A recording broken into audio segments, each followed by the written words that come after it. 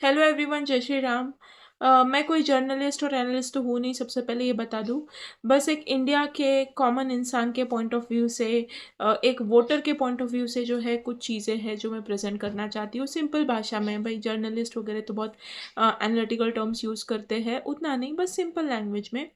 एक चीज़ दिमाग में आ रही है, विनाशकालीन विपरीत बुद्धि इज़ द परफेक्ट थॉट जो बीजेपी के करंट स्टेट ऑफ माइंड को मेरे ख्याल से रिप्रेजेंट करती है। हाली सरकार जो है वो यूजीसी अप्लाई कर रही है और इतना अनजस्ट, इतना बायस्ड रूल, मतलब तो क्या ही बोले अब इसके बारे में। हाँ भाई, एक बात तो है, बीजेपी को कांग्रेस से एक बात सीखनी पड़ेगी। कांग्रेस अपना वोट बैंक बचाने के लिए आतंकवादी को आतंकवादी बोलने से डरती है, ओके। बट बीजेपी अपना वोटर तो हर कंडीशन में कैसे भी सैक्रिफाइस करेगा। आपके ही नेता बोलते हैं बटेंगे तो कटेंगे, एक है तो सेफ है, और एक तरफ आप ही लोगों को कास्ट में बांट रहे हो, तोड़ रहे हो। भाई कास्ट कास्ट ही खेलते रह जाएंगे तो इंडिया का यूथ कभी आगे नहीं बढ़ पाएगा। फिर निगेटिव परसेंटेज स्कोर पे भी आपको है ना फिर सीट्स देनी पड़ेंगी। अच्छा क्राउड इंडिया के बाहर जाएगा।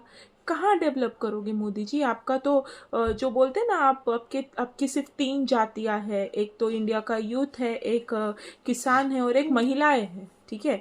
आप आपके एक जो सेक्टर है उसको पूरी तरह बायस्ड बना रहे हो, आपस में लड़वा रहे हो।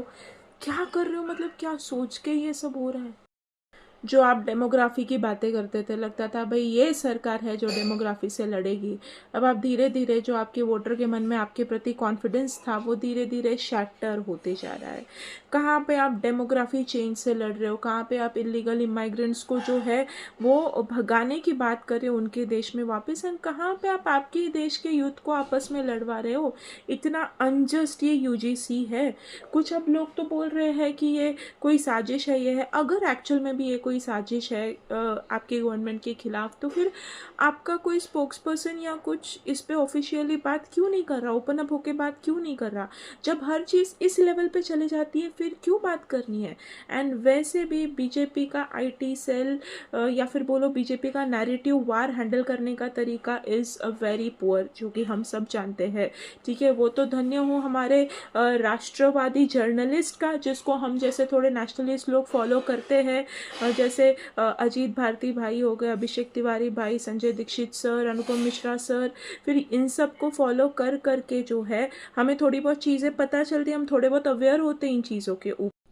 भारद्वाज ब्रदर्स, आदि भाई, etcetera etcetera, Chanakya dialogues etcetera, ठीक है। बोलने का पॉइंट ये है, आप आपके वोटर को लात कैसे मार रहे हो?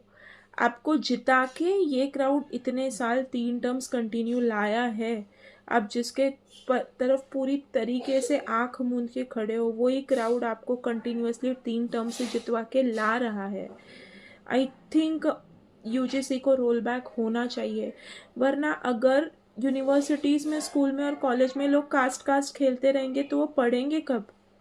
भाई इतना ग्रेजुएशन हो गया, पोस्ट ग्रेजुएशन हो गया, पढ़े लिखे लाइफ में आगे बढ़ गए, बट कभी किसी का कास्ट देख के हमने किसी से दोस्ती नहीं की, ठीक है। और ये कास्टिज्म पे बांट ही क्यों रहे हो लोगों को? SC ST एक्ट क्या कम था? ओके, एंड कास्टिज्म पे बांटना, why can't there be reservation on the basis of poverty line? Only above poverty line, below poverty line, किसके पास सुविधाएं है, किसके पास सुविधाएं नहीं है, यह असली रिजर्वेशन होना चाहिए। कास्टिज्म पे लोगों को बांटने में क्या पॉइंट है भाई? तो वो इंडिया इतने सालों से जो डेवलपिंग है ना, वो डेवलपिंग मोड में ही चल रहा है। इंडिया डेवलप हो ही नहीं रहा है। डेवलप्ड वाले कैटेगरी में हम आने ही कब वाले, भगवान जाने। जो थोड़ी बहुत उम्मीदें हैं वो इस सरकार से है, बट अब धीरे धीरे ये भी कन्वर्ट होती हुई, डाइवर्ट होती हुई, पता नहीं सत्ता में अंधी होती हुई है, क्या है पता नहीं चल रहा। But I think UGC must be rolled back. जय हिंद।